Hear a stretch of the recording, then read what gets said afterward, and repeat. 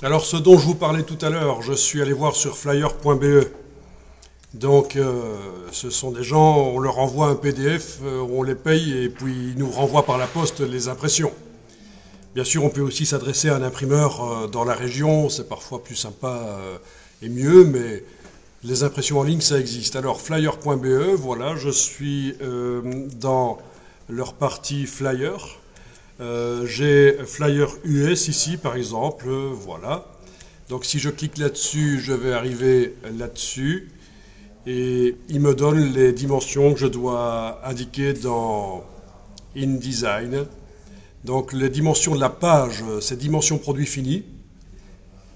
Et le PDF devrait être un peu plus grand parce qu'il doit montrer les images qui débordent au-delà de la page. C'est ce qu'on appelle le fond perdu. C'est pour ça que le PDF est plus grand que le format de la page. Mais ça, on y reviendra. Voilà, il vous indique les paramètres. Par contre, là, il ne vous propose pas de télécharger un template. Alors, si je vais maintenant dans la partie dépliant, et je vais cliquer sur un des dépliants, eh bien, un des dépliants ici, voilà. Là, il propose de télécharger le gabarit.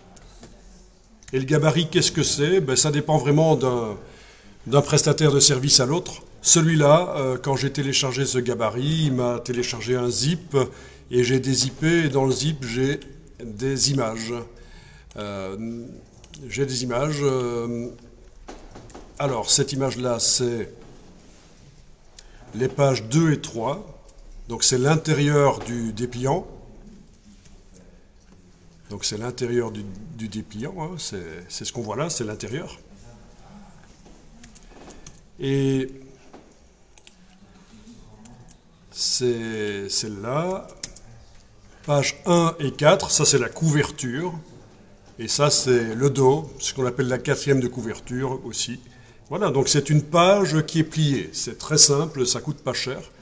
Mais alors ce qui est intéressant, c'est que vous pouvez importer cette image dans InDesign en fond et vous avez les dimensions, la zone au-delà de laquelle il ne faut pas mettre du texte, etc.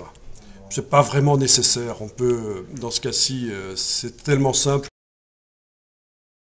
Ça, c'est une chose. C'est comme ça que ça marche.